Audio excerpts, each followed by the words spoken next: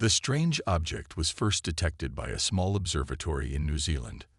At first, they thought it was just another piece of space debris, one of thousands that floated through our solar system. But this object didn't move like debris. It had purpose, making tiny course corrections as it drifted past Neptune's orbit. Within hours, every major space agency on Earth was tracking it. The object was massive, nearly a kilometer long, and it was slowing down. This wasn't natural. This was a ship. "We're looking at humanity's first confirmed contact with an alien vessel," announced Director Wilson of the Global Space Coalition. His face, broadcast to billions across the world, showed both excitement and fear. And it appears to be damaged. Close-up images revealed scorch marks along the ship's sleek hull. Parts of its strange, curved structure were missing entirely, and a faint trail of debris followed in its wake. Whatever this vessel was, it had been through a battle and lost. Captain James Walker stood on the launch pad, looking up at the hastily assembled response craft. In just 2 weeks, the world's governments had managed to prepare a mission to intercept the alien ship. Walker, a veteran of 3 Mars missions, had been chosen to lead it. "Ready for this?" asked Engineer Miller as she joined him on the platform. Lisa Miller was the best systems specialist Earth had to offer, with a notorious talent for making incompatible technologies work together. "No one's ready for this, Lisa," Walker replied with a small smile. "But we're going anyway." Their crew was small but elite. Walker and Miller, along with weapons specialist Thomas Grant, medical officer Dr. Alex Bennett, and tech expert Marcus Reed. 5 humans tasked with making first contact with whatever waited inside that damaged vessel. The journey to intercept took just 4 days. The alien ship had entered a stable orbit around Earth's moon, neither approaching closer nor attempting to leave. It simply waited, its systems running on what appeared to be minimal power. "Beginning approach," Walker announced as their craft maneuvered toward the enormous vessel. Up close, the damage was even more apparent. Massive sections of the outer hull were simply gone, exposing the complex internal structure. "No response to any of our signals," reported Reed from the communication station. "Either they can't hear us, or they don't understand us. Or they're dead," Grant added grimly. The docking procedure was tense. They found what appeared to be an airlock, and after several attempts, managed to create a seal between their craft and the alien vessel. Atmospheric readings showed the air inside was breathable. A surprising stroke of luck. "Suits on, but helmets optional if readings stay stable," Walker ordered as the team prepared to board. "Stay together. Touch nothing unless I say so." The first step into the alien ship was a moment that would be recorded in every human history book for centuries to come. Walker moved carefully, his flashlight illuminating a corridor with walls that seemed to shimmer with a faint internal light. "Movement ahead," whispered Grant, his hand moving instinctively to his sidearm. In the beam of their lights, they saw them, the ship's crew. Tall, thin beings with 4 arms and skin that reflected light like polished metal. There were 6 of them, huddled near what appeared to be a control panel. They were injured, blue fluid seeping from wounds on several of them. One of the creatures stepped forward, its movements clearly pained. It raised its upper arms in what the humans hoped was a peaceful gesture. "We need to establish communication," Walker said quietly. "Lisa, can you?" Before he could finish, the ship shuddered violently around them. Emergency lights flashed along the corridor, and a low, pulsing alarm began to sound. "Captain," Reed called out, looking at readings on his portable scanner. "The ship's core is destabilizing. Whatever hit them did more damage than they could fix." Walker looked from his crew to the injured aliens. The universal language of crisis needed no translation. "Tell them we're here to help," he said firmly. "And we better work fast." The first 24 hours aboard the alien vessel were tense. The humans worked tirelessly alongside the injured aliens, patching critical systems with makeshift repairs. Despite their efforts, the ship's power core continued to destabilize, venting dangerous radiation into the lower decks. "We need to understand what we're dealing with," Lisa Miller said, frustration clear in her voice. She sat cross-legged on the floor surrounded by alien devices she had been studying. "I can recognize power conduits and data interfaces, but without knowing their language, we're just guessing." Captain Walker nodded, watching as Dr. Bennett treated an alien with a deep gash across its torso. The blue fluid, apparently their blood, had stopped flowing, but the alien's metallic skin had taken on a dull appearance that Walker guessed wasn't a good sign. "Reed, what's our status?" Walker called. Marcus Reed was bent over his portable computer, which he had managed to connect to one of the ship's terminals. "I've been recording their speech patterns and running them through our translation algorithms. It's not perfect, but I'm starting to identify recurring sounds and possibly sentence structures." The tallest of the aliens approached Reed, watching his work with 4 dark eyes that never seemed to blink. It made a series of clicking sounds followed by musical tones from somewhere deep in its chest. Reed's computer processed the sounds, displaying a crude translation. "Help. Ship dying. Enemy coming. Enemy." Thomas Grant stepped forward, instantly alert. "Are we in danger right now?" Reed worked with his computer, trying to formulate a response the alien might understand. After several attempts, the alien seemed to comprehend. "Not yet." Reed translated its response. "Days. Maybe weeks." Walker called his team together, while Dr. Bennett continued treating the injured aliens. "We need to work faster. Lisa, focus on that power core. Whatever's causing the instability, we need to fix it or we're all dead. Grant, I want you to learn everything you can about their weapons systems, who they were fighting, and what we might be facing." The next few days brought significant progress. Lisa discovered that the aliens, who called themselves the Orcs, had built remarkably efficient systems that were perfectly engineered but lacked redundancies. When damaged, their systems simply failed rather than rerouting power like human technology often did. Reed's translation program improved hourly as he fed it more conversations.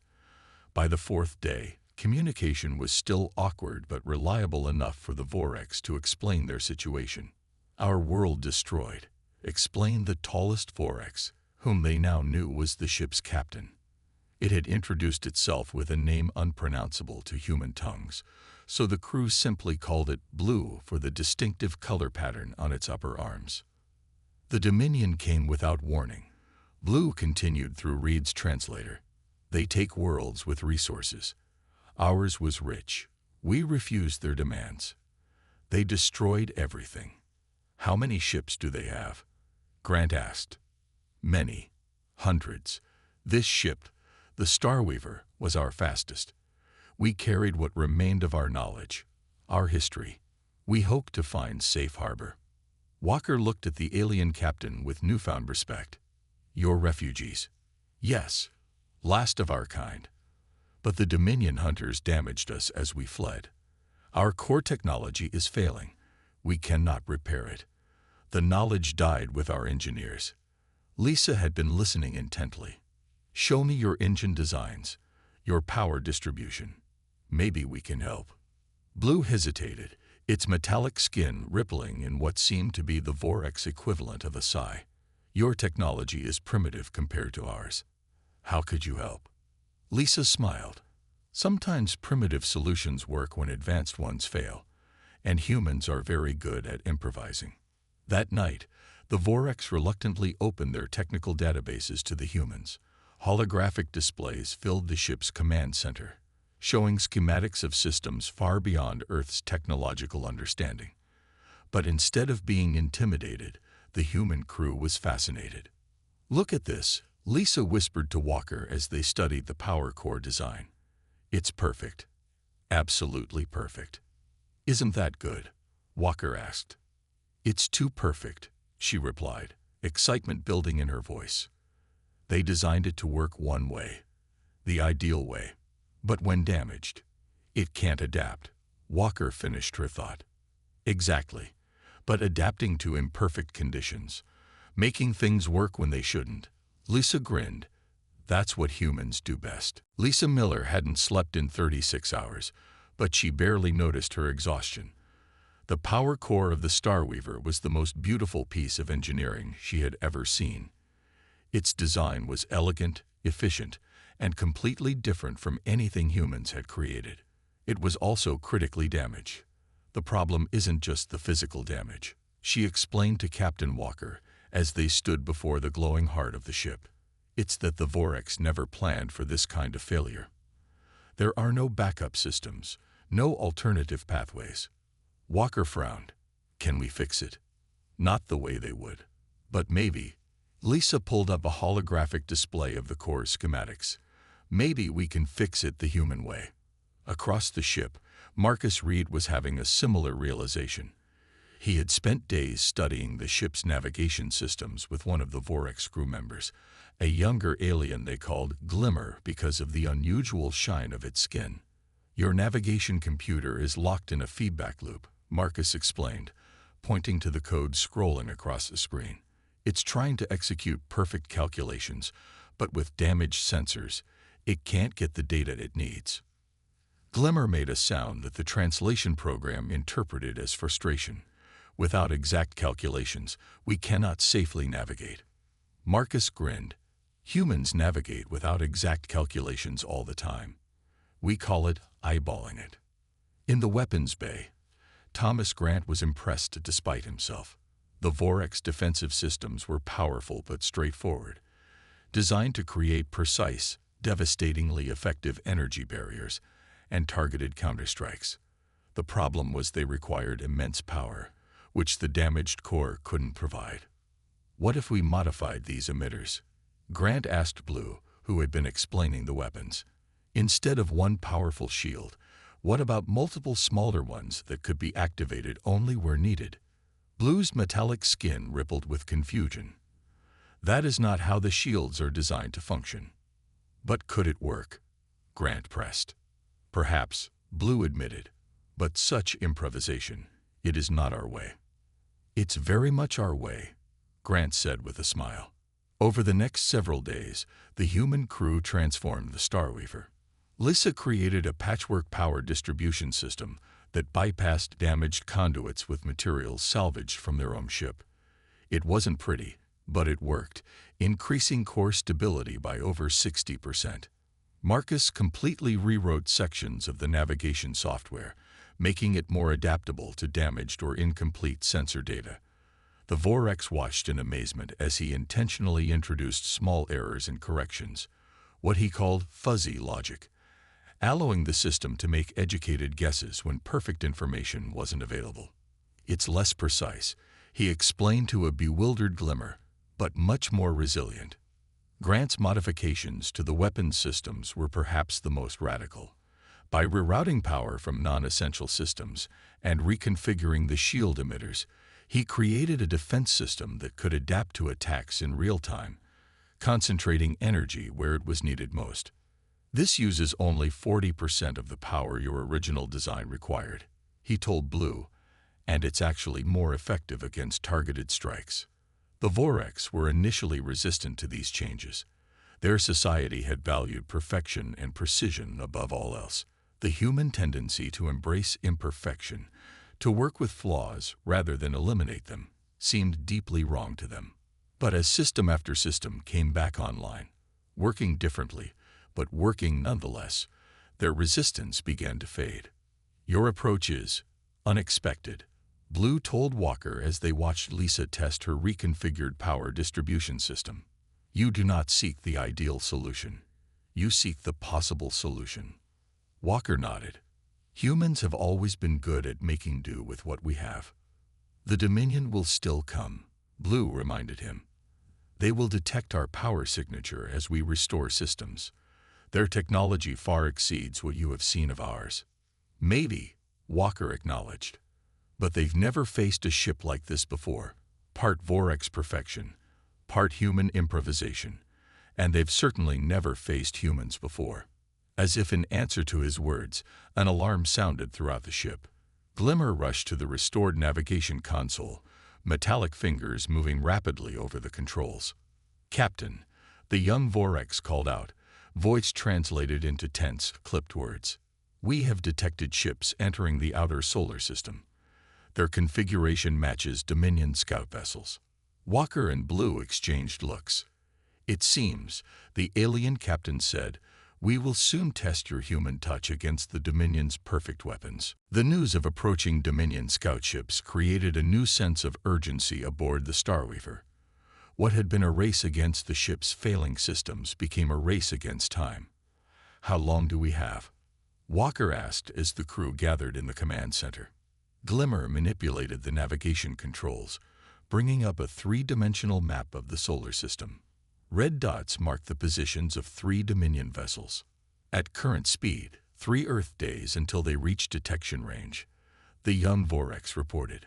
Perhaps 5 days until they reach attack position.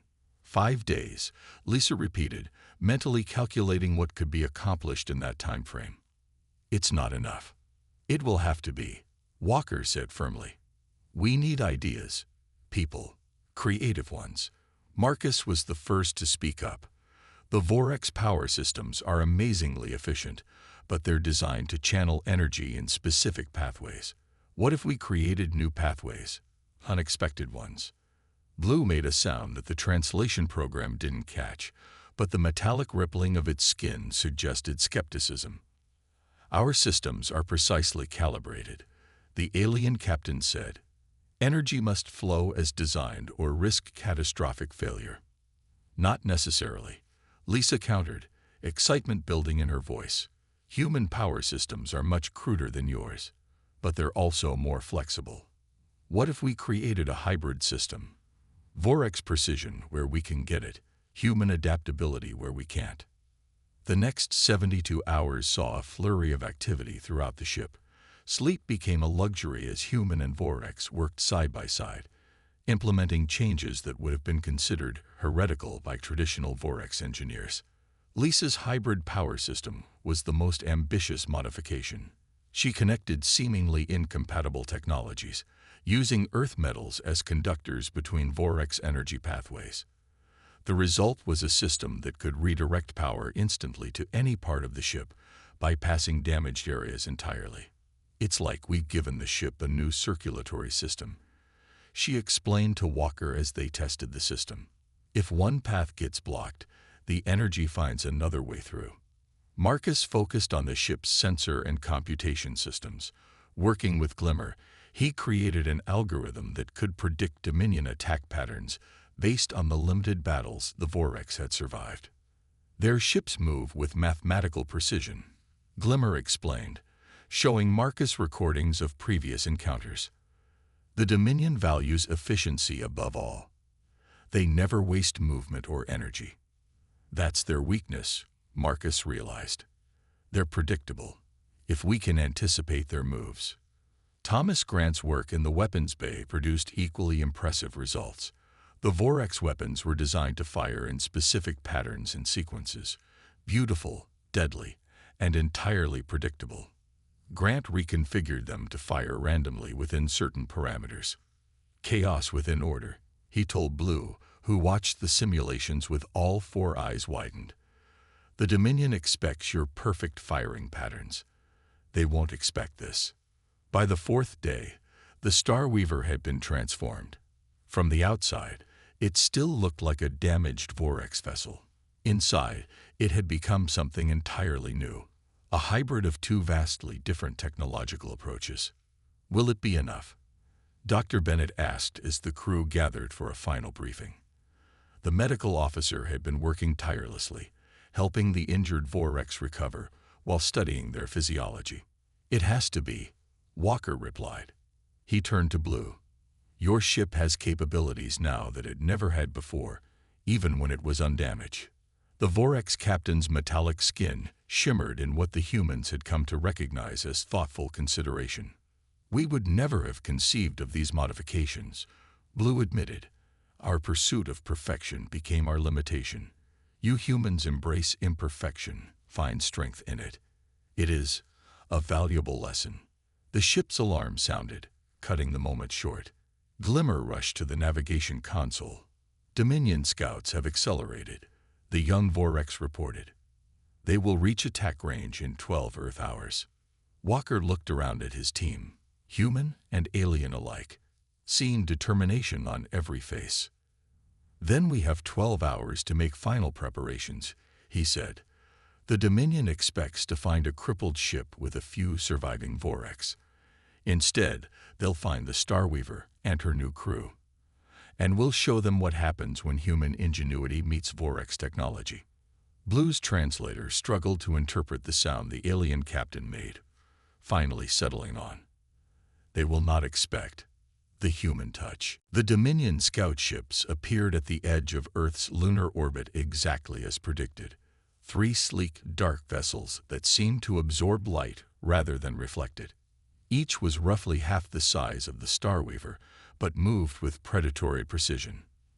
They're scanning us, Marcus reported from his station. His fingers flew across the modified controls as data streamed in. Their scan patterns match exactly what Glimmer predicted. Captain Walker stood at the center of the command bridge, which now looked like a strange fusion of alien and human technology. Vorex control panels glowed with their natural blue light, while jury-rigged Earth equipment added a chaotic but functional layer to the ship's operations. Everyone to battle stations, Walker ordered. Lisa, how's our power? Core is stable at 82%, she replied from her station. Ready to implement dynamic distribution at your command. Blue moved to stand beside Walker, the Vorex captain's metallic skin reflecting the light of the command displays. The Dominion does not negotiate. They will attack as soon as their scans are complete. Let them, Walker said with quiet confidence.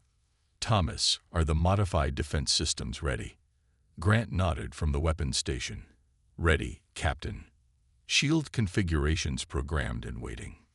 The minutes stretched as the Dominion ships completed their scans.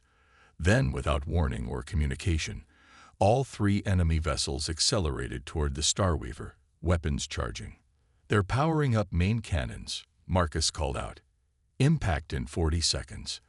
Evasive pattern Alpha, Walker commanded. Lisa, power to engines. The Starweaver lurched, then moved with surprising speed for a vessel its size. Instead of the graceful, predictable evasion pattern the Dominion would have expected from a Vorex ship, it zigzagged erratically, banking at seemingly random angles. They're adjusting, Marcus warned. Targeting solutions recalculating. Grant, prepare countermeasures, Walker ordered. The lead Dominion ship fired, a beam of concentrated energy slicing through space toward the Starweaver. At the last possible moment, Grant activated his modified shield system. Instead of the traditional Vorex full ship barrier, a focused energy shield appeared only at the point of impact, deflecting the beam with minimal power usage. Shield holding, Grant reported, surprise evident in his voice. Power consumption at only 30% of predicted levels. Blue made a sound that the humans had come to recognize as amazement. Impossible. The Dominion weapons should have penetrated. Not today, Walker said with a grim smile. Lisa, divert power to weapons. Thomas, target the lead ship's propulsion system. Fire when ready. The Starweaver's main cannon charged with a high-pitched whine. When it fired, the beam didn't follow the straight, predictable path of Vorex weapons technology. Instead, it pulsed and wavered, making it nearly impossible to track or deflect. The shot struck the Dominion vessel along its rear quarter. Explosions blossomed across its hull as the unpredictable energy pulse overwhelmed its defensive systems. Direct hit, Grant called out. Their engine output is dropping rapidly. The remaining 2 Dominion ships adjusted their formation, clearly surprised by the effectiveness of the Starweaver's counterattack. They split apart, attempting to flank the larger vessel. They're adapting, Marcus warned. Targeting solutions from both sides. Walker nodded. Just as we expected. Lisa, implement power surge pattern beta. Lisa activated her hybrid power system. Energy surged through the ship in ways the Vorex engineers would have considered reckless, and the Dominion analysts would have deemed impossible. The Starweaver's engines flared brilliantly, pushing the massive ship into a spinning maneuver that no vessel its size should have been able to execute. Both Dominion ships fired simultaneously, but their shots passed harmlessly through empty space as the Starweaver completed its unexpected rotation. "Target locked on both ships," Grant reported. "Fire at will," Walker ordered. The Starweaver's weapons unleashed a barrage that defied prediction. Some shots pulsed, others wavered, all following flight paths that seemed to bend and twist through space. The Dominion ships, designed to counter perfect Vorx targeting, found their defensive systems overwhelmed by the chaotic attack pattern. One of the ships took critical damage, its sleek hull rupturing in multiple places. The other turned sharply away, accelerating to escape. "They're retreating," Marcus announced, disbelief in his voice. "All three ships are breaking off engagement." A moment of stunned silence fell over the bridge. Then Blue stepped forward, metallic skin rippling with emotion. "In all our encounters with the Dominion," the Vorx captain said quietly, "we have never seen them retreat." Walker looked around at his crew, human and Vorx alike, all watching him with a new sense of possibility. "They're not retreating," he corrected. "They're regrouping. And they'll be back with reinforcements." He paused, a determined smile forming. "But now, they know we can hurt them. And that changes everything." "They'll be back with a larger force," Walker said, addressing the combined human Vorx crew gathered in the Starweaver's main hall. "We hurt them, surprised them, but that won't work twice." The victory against the Dominion scouts had bought them time, but satellite data from Earth showed disturbing readings at the edge of the solar system. More ships were coming, many more. "How long do we have?" Lisa asked, her eyes red from lack of sleep but still burning with determination. Marcus consulted his datapad. "Based on their current speed, 36 hours. Maybe less if they push their engines." Blue stepped forward, the tall Vorx moving with the fluid grace characteristic of their species. "The Dominion will analyze our tactics. They will prepare countermeasures." "Then we need to change our tactics," Walker replied. "We need to be even more unpredictable." The next day passed in a blur of frantic activity. The brief battle had provided valuable data on Dominion weapons and defenses, which Marcus and Glimmer analyzed relentlessly, looking for weaknesses. "Their shields adapt quickly," Marcus noted, reviewing battle footage. "But there's a pattern to the adaptation. If we could disrupt that pattern." Glimmer made a gesture of understanding. "We could create a feedback loop in their defensive systems." In the engineering section, Lisa had made a breakthrough discovery. The Vorx power core operates on principles similar to a quantum cascade. She explained to Walker as they stood before the glowing heart of the ship. Each energy level feeds into the next in perfect sequence. "Is that good or bad?" Walker asked. "It's incredible," Lisa said, her face lit with excitement. "If we modify the sequence, just slightly, we could create a cascading effect in our shield systems. The energy would amplify itself. Would that be safe?" Lisa hesitated. "Honestly, I don't know. The Vorx never tried it because it wasn't perfect. There's a chance it could overload our systems. And if it works, our shields would be nearly impenetrable, at least for a short time." In the weapons bay, Thomas Grant worked alongside two Vorx engineers, implementing his most ambitious modification yet.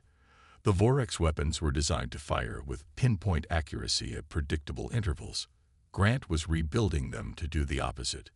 Random firing patterns, variable energy outputs, and best of all, he demonstrated to Walker the ability to fake malfunctions. Walker raised an eyebrow.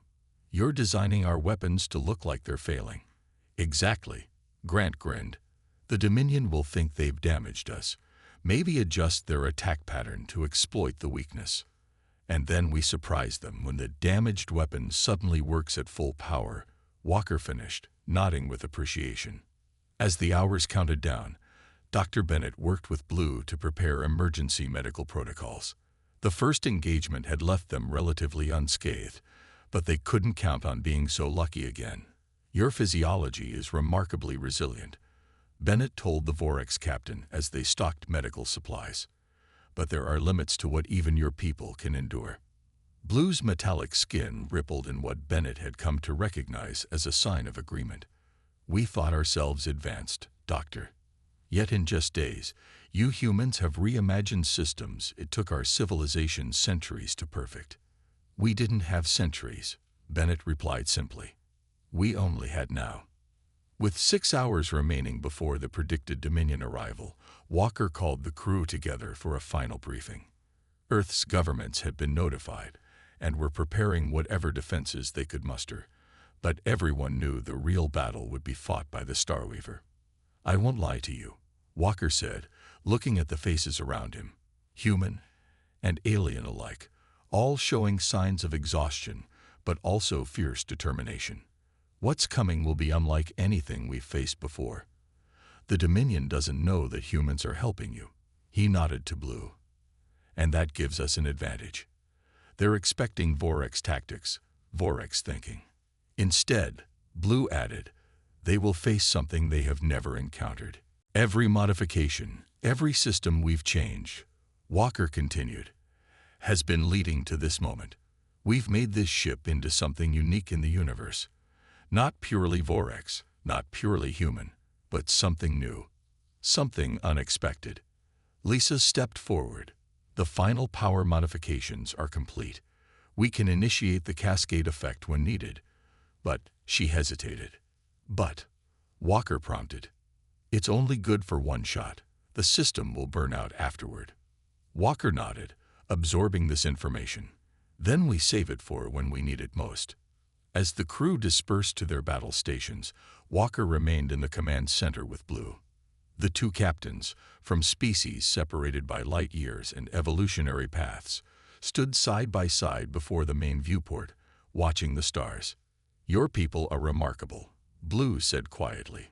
So are yours, Walker replied. We're just different. You built perfect systems. We excel at breaking and rebuilding them. The ship's alarm sounded, cutting their conversation short. On the main display, dozens of Dominion ships appeared, advancing in perfect formation toward Earth. It seems, Blue observed, we will soon discover which approach the universe favors. The Dominion fleet emerged from the darkness of space like a swarm of predators.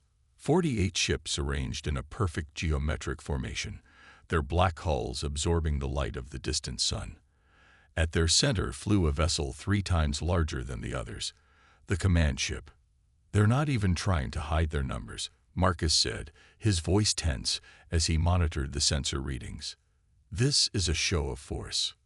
Walker nodded grimly. They want to intimidate us. He turned to Blue. Standard Dominion tactics. The Vorex captain's metallic skin rippled with concern. Yes, they will demand surrender before attacking. When refused, they will eliminate all resistance methodically.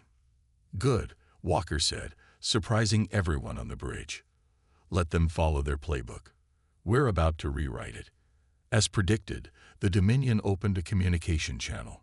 A harsh, mechanical voice transmitted in the Vorex language, which the translation system rendered into English. Vorex vessel Starweaver, you have defied the will of the Dominion. Surrender now, and your crew will serve as labor.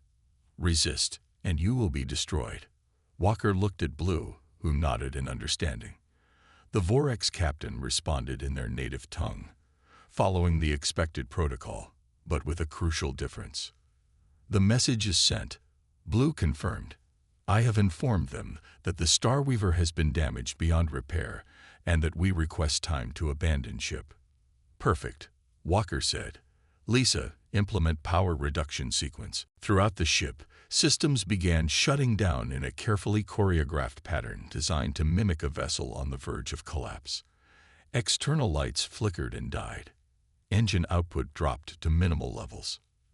They're scanning us, Marcus reported, reading our power fluctuations exactly as we planned.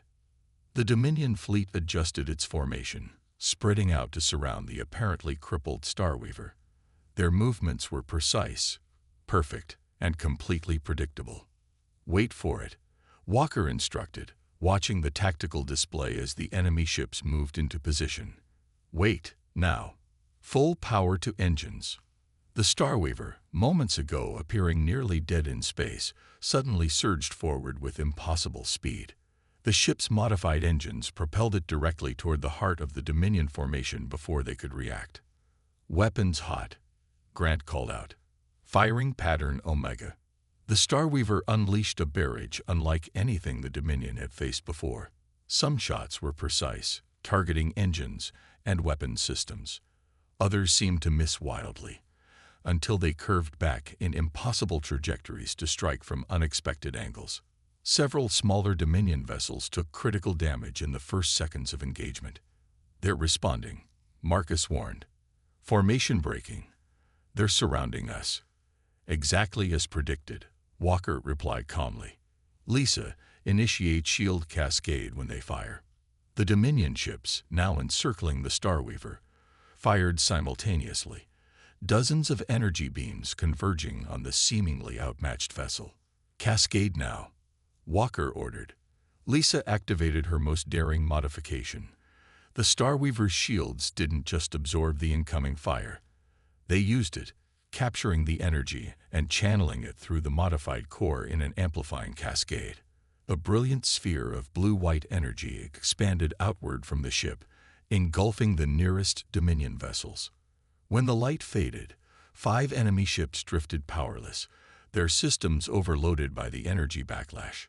Shield systems critical, Lisa reported. Cascade successful, but shields are failing. We knew they would, Walker reminded her. Grant, execute contingency pattern Beta. The Starweaver banked sharply, its movements defying the laws of physics as the hybrid engines pushed beyond their designed limits. Grant activated the weapon systems he'd modified to appear damaged, catching several pursuing Dominion ships off guard. Across the bridge, Glimmer called out in alarm. The command ship is moving into firing position. The massive Dominion flagship had held back during the initial engagement, analyzing the unexpected tactics. Now it advanced, weapons charging with enough power to obliterate the Starweaver in a single shot. This is it, Walker said, meeting Blue's four-eyed gaze. Time for the final surprise. Blue nodded, pressing a sequence on the Vorix control panel. Hidden compartments throughout the ship opened, revealing the most secret modification. Devices that combine Vorix transmission technology with human communication protocols. Transmitting now, Blue confirmed. The space around the Starweaver shimmered as the devices activated, creating exact holographic duplicates of the ship. Dozens of them, each appearing as damaged as the original had pretended to be. The Dominion sensors, unable to distinguish the real ship from the projections, targeted all of them. In the confusion, the real Starweaver slipped behind the command ship, its weapons locked on the flagship's vulnerable engine section. Fire everything, Walker ordered. The Starweaver's weapons discharged in a blinding display of power. The Dominion command ship shuddered as multiple systems failed simultaneously. Its perfect structure, designed without redundancies or contingencies, began to break apart. Throughout the battlefield, the remaining Dominion ships faltered, their coordinated attack dissolving into chaos without the flagship's guidance. They're retreating, Marcus announced in disbelief. All of them. As the Dominion fleet scattered, abandoning their damaged companions, a cheer erupted across the Starweaver's bridge. Human and Vorix crew members embraced, celebrating a victory that neither species could have achieved alone. Walker turned to Blue, extending his hand in the human gesture of partnership. The Vorix captain reached out with one metallic hand, grasping Walker's firmly. What began as a doomed ship, Blue said, has become something the universe has never seen before. A testament, Walker agreed, to what we can achieve together. As Earth's defenses stood down and communications flooded in from a grateful planet, the Starweaver powered up its engines and turned toward home, no longer just a refugee vessel, but the first ship of a new alliance that would soon change the face of the galaxy.